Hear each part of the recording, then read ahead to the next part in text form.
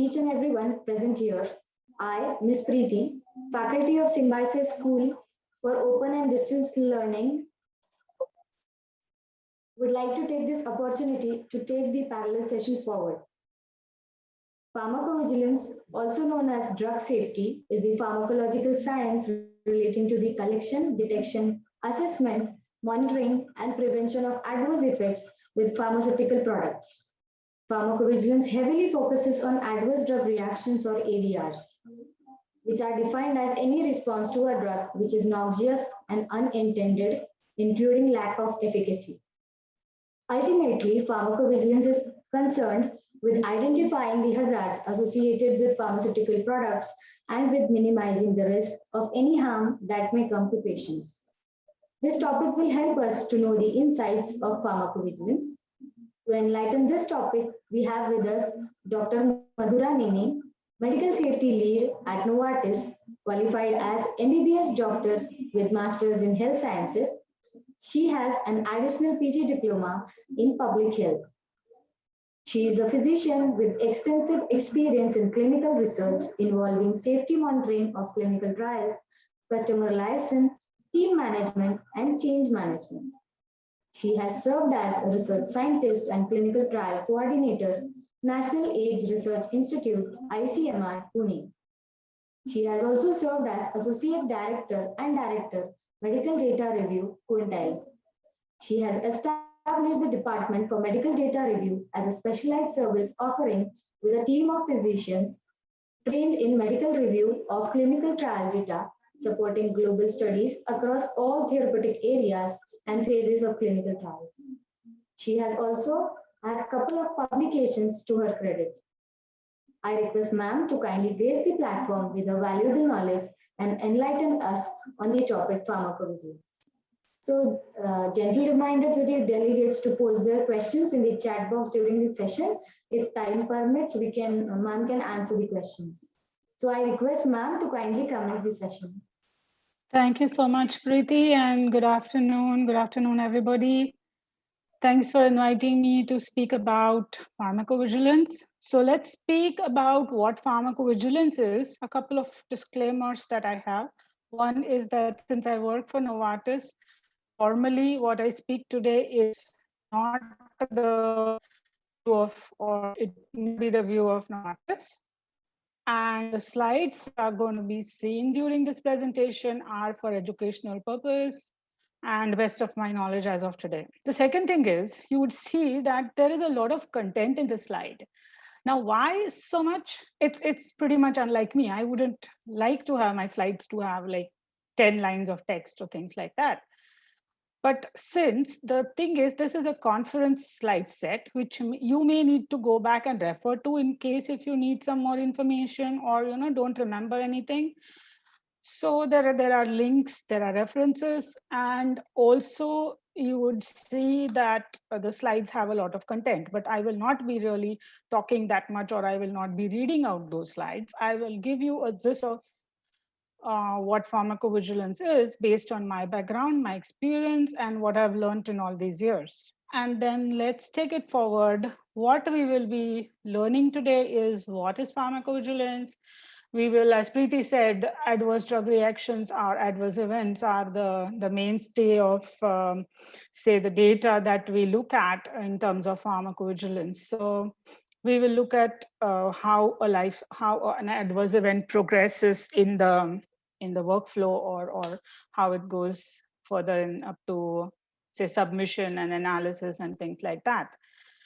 Signals, we'll talk about them. We all know about signals which are on the roads. There are signals in pharmacovigilance which are really, really critical for the safety of a product, as critical as the road traffic signals, which tell us to stop, tell us to go slow, and tell us to go with a full speed. We will talk about what are aggregate safety reports. We will talk a little bit about what is risk management. We will talk about what is pharmacovigilance, which is applicable in certain special situations, like, let's say, herbal medicines, vaccines, and pediatric patients, and things like that.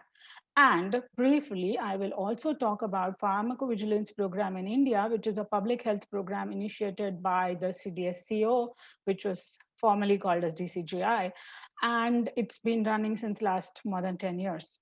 So briefly, this is what we will be looking at today. The definition of pharmacovigilance, you will find it in text or in the guidelines. Now here, if you see in the reference at the bottom of the screen, for most of the slides, I would have put some reference as to where I found this information. You can always go back and check what it is.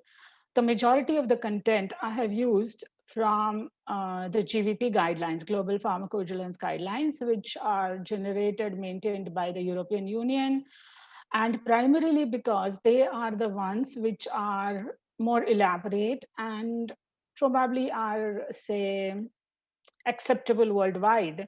And since we also talk about harmonization, there are several countries which look up to European Union or look up to WHO or look up to FDA, and essentially try to maintain that we look at pharmacovigilance in a similar manner.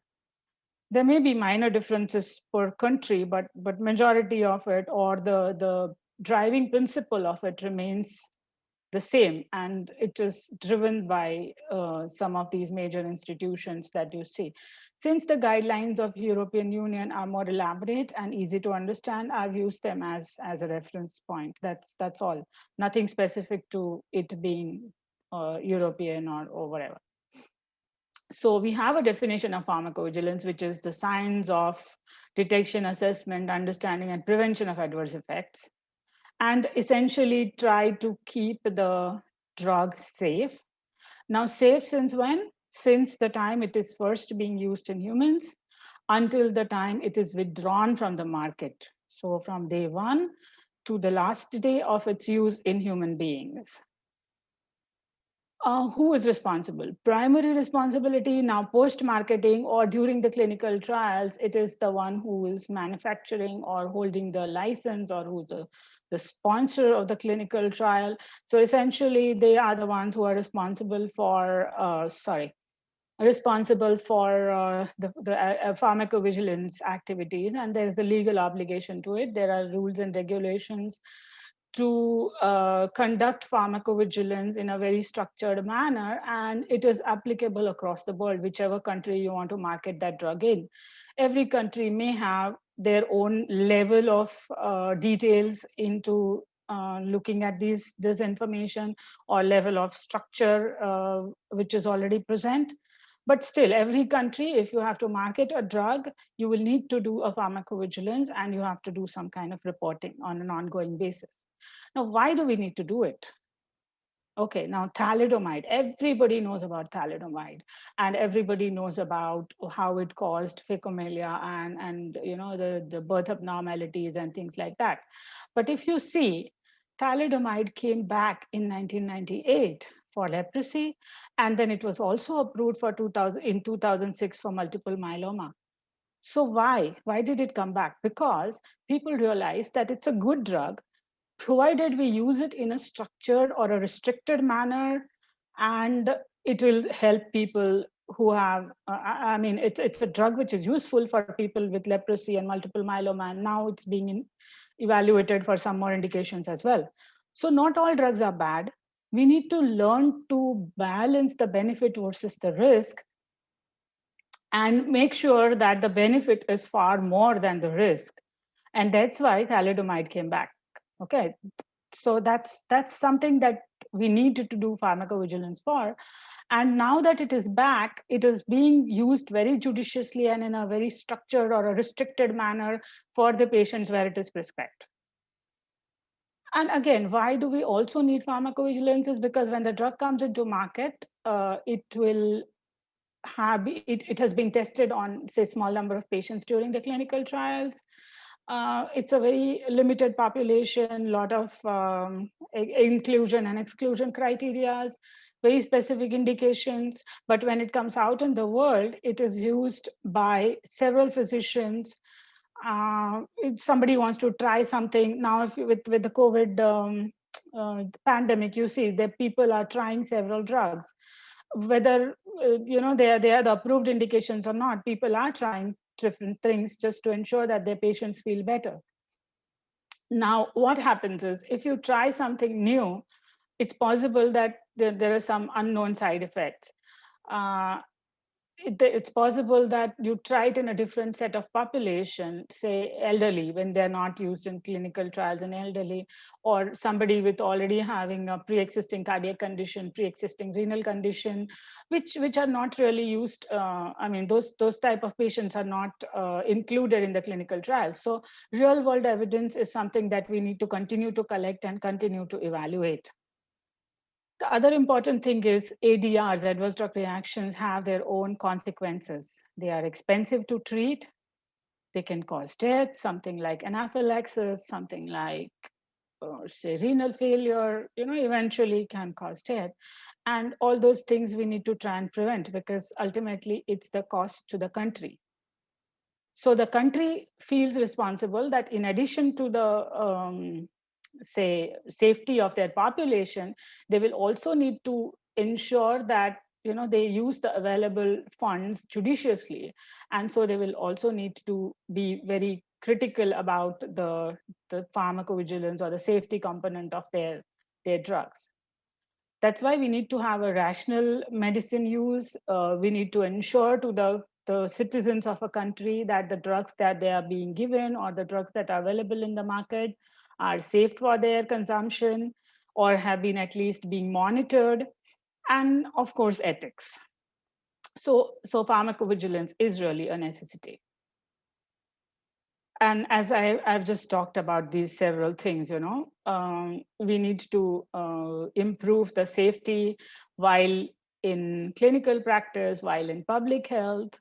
We will need to continue to assess the benefit versus risk of a product, and also include some component of learning, education, and awareness about the product that is being used. And for all these reasons, pharmacovigilance is something that aims towards. How do you do a pharmacovigilance in for any drug? As I just spoke, marketing authorization holder, or the company that holds the company that manufactures and sells, there are legal terms as to what is called a marketing authorization holder. They are primarily responsible, and so are responsible the country-specific regulatory agencies. In India, it is called CDSCO. Several other countries will have their own regulatory agencies which talk about Food and Drug Administration, or you say MHRA in EU, PMDA in Japan. They're responsible for their individual country-specific regulations and pharmacovigilance. Now, what does this system do? It's a legally bound system, and it monitors the safety of authorized medical products in that country. For the pharmacovigilance data, they will continuously evaluate that data and then submit it for further implementation. They will also communicate the risks that are identified or known, something that they will do to say mitigate the risks, something like risk minimization measures, and then maintain that say risk analysis plan and things like that. Along with that comes update in the product information. If you're aware that there's a patient's leaflet, or so every drug comes with a prescriber's information. Sometimes there'll be a patient leaflet, or it is called SMPC, summary of product characteristics, or prescriber's information, or whatever else, something that gives us the drug's information, whether it is safe for human consumption, what are the warnings, when are you supposed to take it, what is contraindicated, what are the known side effects, and things like that. So every time a pharmacovigilance system comes up with some new kind of information, new kind of data, the product information continues to get updated throughout its life cycle. And this update or this information needs to be communicated to the healthcare professionals, to the physicians, the nurses, and also the patients. And this whole thing is covered under pharmacovigilance systems. So pharmacovigilance is just not like one Windows or one MS Teams or Zoom. It is an entire portfolio which covers right from how the drug comes into market and what happens to it, and how the patient safety is taken care of. Now, who does it? As I said, there are several people. One is the country regulatory authorities. There is the pharma industry. There is WHO. WHO is primarily involved in pharmacovigilance across low and middle income countries. And they are supporting to establish the network of national pharmacovigilance centers, like how it is in India. India is becoming one of their major say data contributors, as well as gold standard, say learning center, training center, or a gold standard member for the remaining partner countries. So there are more than 150 countries who contribute to the data, and a data which is being analyzed at WHO. The center is called Uppsala Monitoring Center, and they have an international drug monitoring program. ICH and SIAMS, as you all know, are primarily instrumental in shaping regulations and guidelines. They don't really do pharmacovigilance on their own, but they have a very, very major contribution to what we see today in terms of guidelines and in terms of how the processes are being followed. We already talked about some stakeholders like the national regulatory agencies, WHO, pharma industry, and things like that. But the major contributions also come from the people who report the adverse events, which are patients, healthcare professionals, and hospitals and academia who like to do some kind of research, some kind of analysis, publications, and things like that. And now in the times of media, social media and things, those are also monitored for pharmacovigilance, some kind of discussions or reports of adverse events. Something like, if I take some medicine and if I if I have some kind of rash, let's say, and I talk about it in social media and let's say mention some particular drug name and say I have rash because of XYZ and XYZ drug, there are algorithms which are run by using artificial intelligence in social media or media, and those are also tracked and monitored. There are lawyers who contribute. There are NGOs or advocacy groups per kind of diseases, like cancer societies and some kind of networks for, let's say, people with particular type of illnesses like renal failure or things, and those also contribute to the additional information or additional reporting of adverse events. What do we do with all this data? We've already talked about it a lot, so I'm really going to skip this slide, but we will talk about certain things like regulations. Who does it? Clinical trials are regulated. Post-marketing, we just talked about. Then promotional activities, regulation of promotional activities. What happens is advertising of a drug directly for a particular illness. Let's say, I'm taking a simple example of paracetamol for fever. The companies are not allowed to advertise in media or on TV, let's say, that, for if you have fever, you take paracetamol. But then that's kind of regulations, because then what happens is patients would go and tell the doctors, okay, that the TV advertisement says there is paracetamol, which is a fantastic drug for fever, please prescribe it to me. But the physician has to use his discretion and decide whether this patient is really fit to get paracetamol or not, because he may have some kind of previous allergy. So those kind of advertisements or promotional activities are restricted by law, and such similar things. This is just one example, but there are several others. So essentially, there is some legal obligation which the companies need to follow. There are certain medicines like the vaccines or biologicals, herbal medicines, traditional medicines, which need to be looked at in a different way. And why is because they have a different, what do you call it, a different constitution of themselves and need some special evaluation. In terms of clinical practice, that is about regulation. In terms of clinical practice, what is important is we need to emphasize the safety in the training colleges or in schools or medical schools and things like that, so that there is an awareness among the healthcare professionals as to what they need to look at and how they need to report. Also, we will need to have open lines of communication and collaboration between the national pharmacovigilance centers and healthcare professionals, just to ensure that there's more reporting of adverse events and the information that gets generated at national PV centers gets percolated back to the healthcare professionals. And ultimately, it impacts on the research and the policy development for a country. Now, what is an adverse event? It's anything that is unexpected, or let's say it's not supposed to happen when you take a drug. You're supposed to get better, but you may get worse, or something that is not really the expected response. It is there are two things. One is adverse event, which is just, I mean, something that happens to you when you have taken a medicine, like you walk on the street, you fall down, but you have taken a paracetamol in the morning. Was it because you took paracetamol? No, need not be. But if you took paracetamol and got gastritis, probably that is an adverse drug reaction. So that's the difference, you know.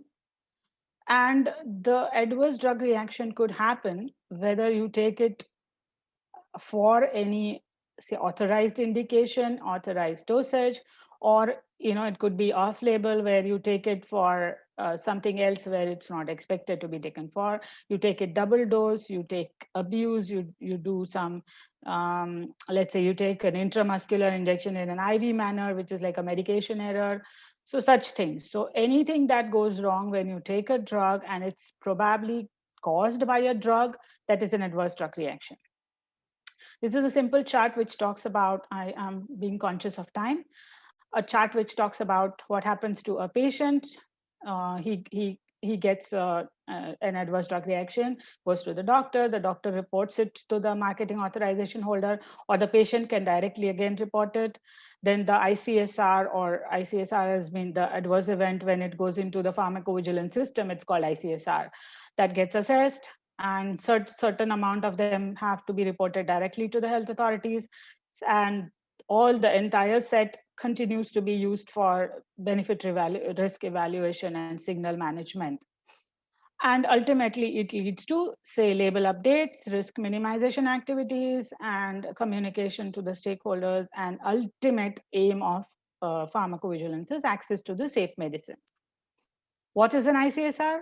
It's essentially an adverse event, which, when it goes into the pharmacovigilance system, it needs to have an identifiable reporter, identifiable patient, actually adverse reaction, and a suspect medicinal product.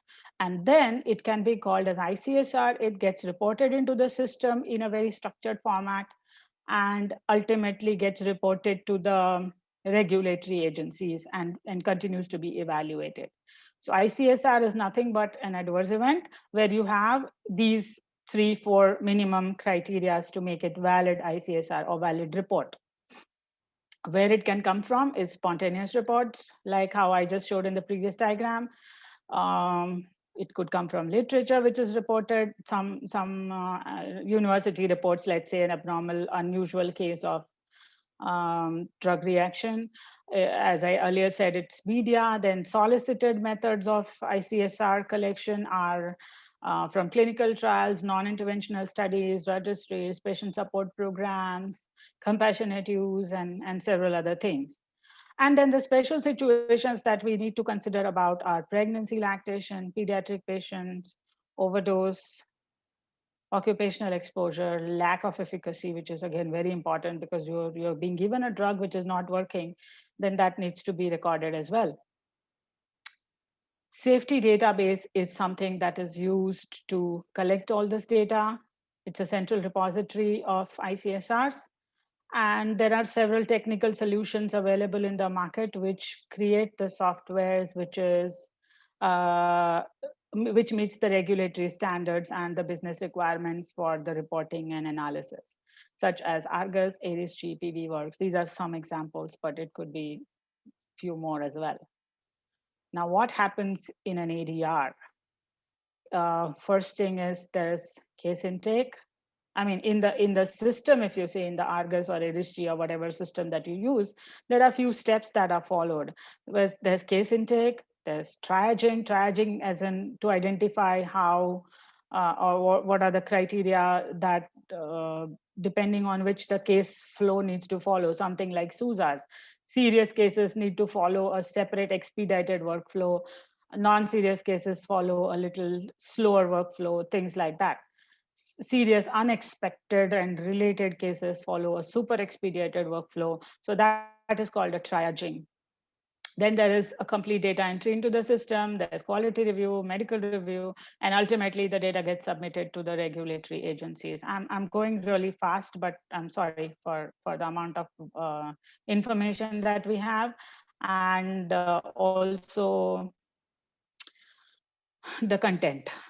Mm, So from your perspective, as aspirants, industry aspirants, I would like to give you some kind of steps where you can be a part of this whole workflow. One is there is safety data entry associates, then there are case processors who are primarily involved in the intake and case processing or processing of that information.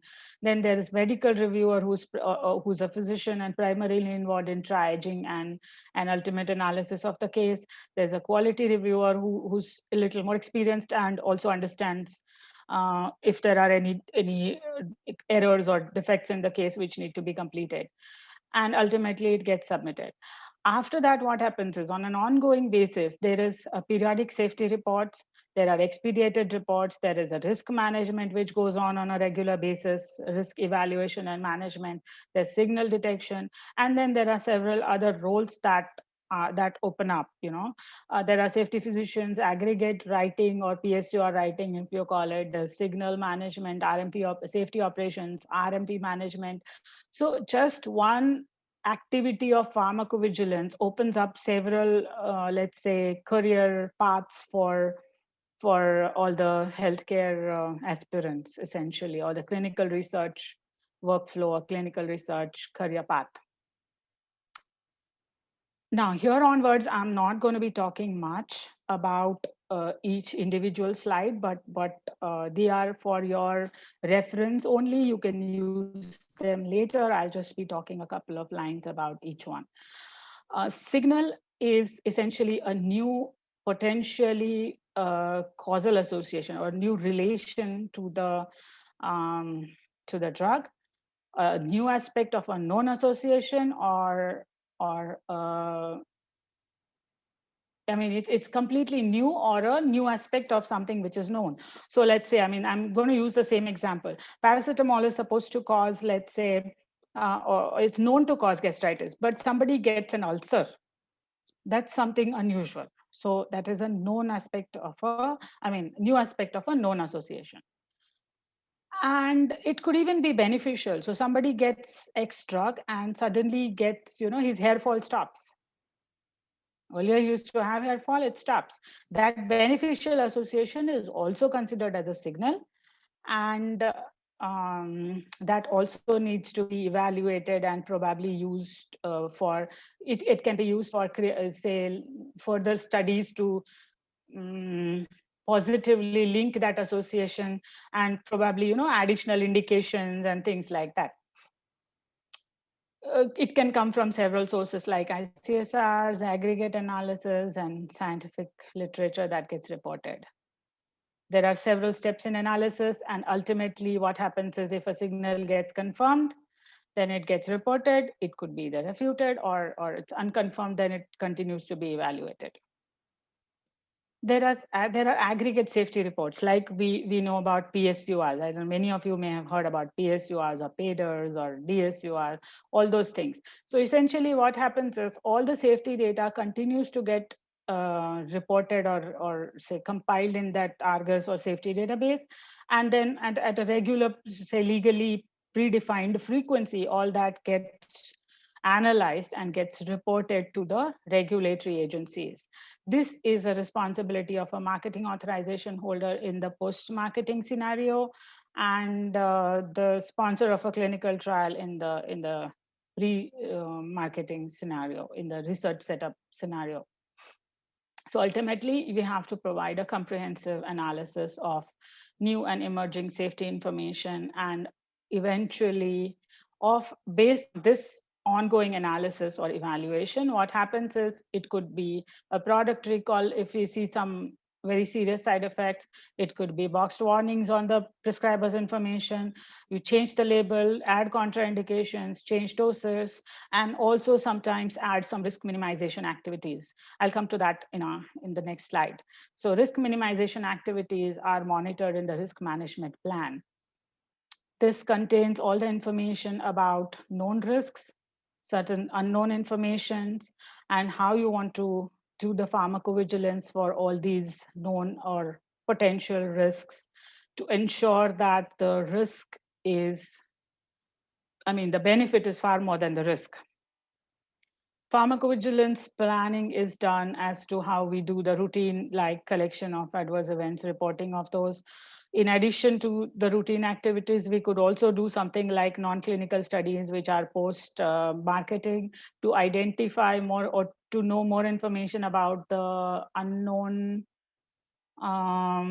piece of data. So how we don't use pediatric or elderly population in the clinical trial, but post-marketing, you could probably have a separate clinical trial or a non-interventional study which includes this population and gets more information on the missing set of information, missing set of perspective. So that is additional pharmacovigilance. Then there are risk minimization activities. First is the education of a doctor or a patient, which is done by providing the information in a product label or a package leaflet or things like that. Pack size. So certain medicines, why do you get only one injection when say if you go to buy something which is really dangerous, the pharmacist wouldn't give you 10 even if you ask for. He'll just give one. But if you ask for vitamins, probably he'd give you 15. So it's like that. The pack sizes depend on how riskier the medicine is.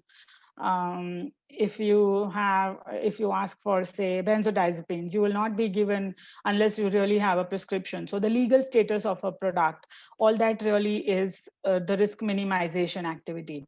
And then the additional risk minimization activities like controlled access program, pregnancy prevention program.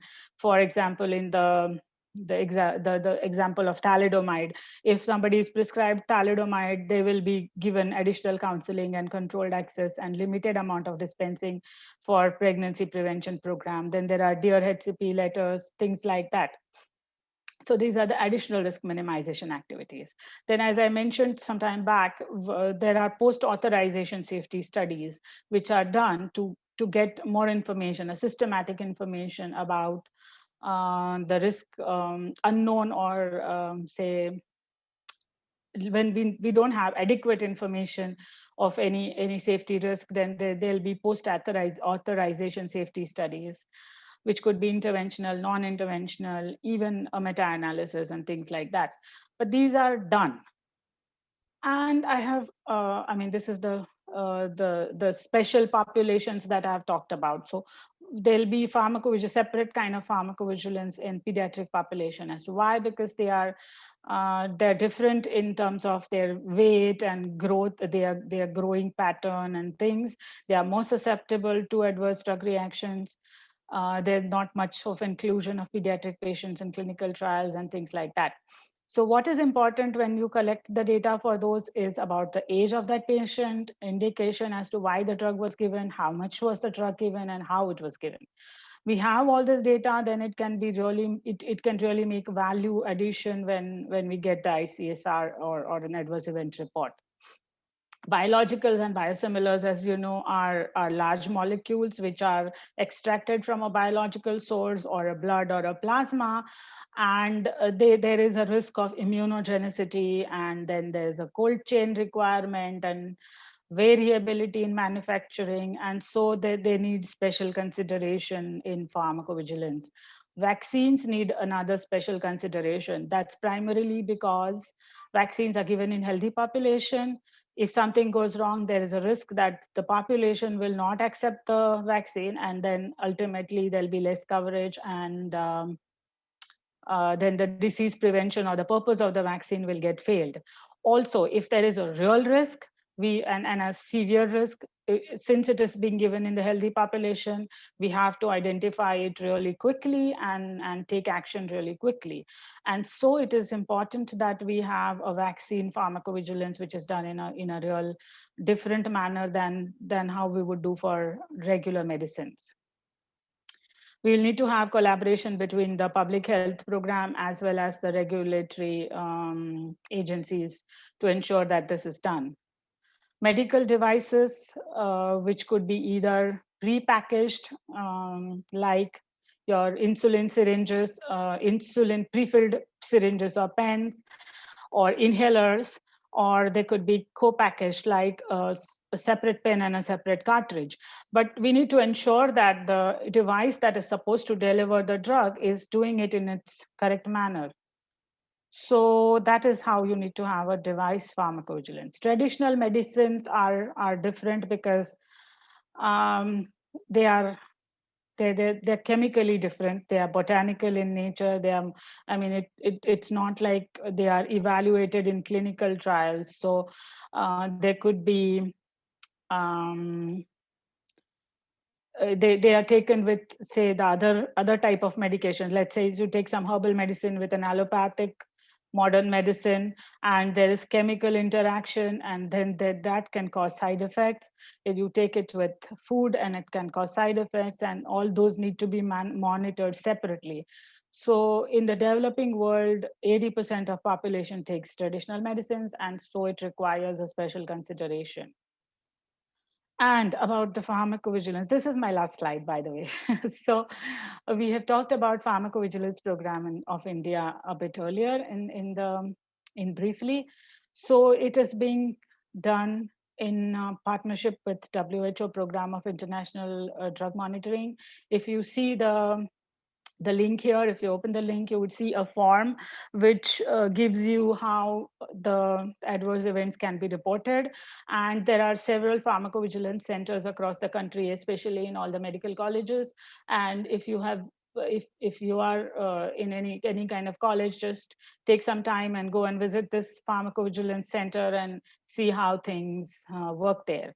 So they'll do some data entry ultimately in the VigiFlow software, and then all that gets pooled in VigiBase, which is managed at the Uppsala Monitoring Center in Geneva, I think. So ultimately, that is analyzed at a global level and also analyzed at the country level. So the data gets analyzed at a country level and helps in developing our regulations. And thank you. Thank you, ma'am, for such a wonderful insight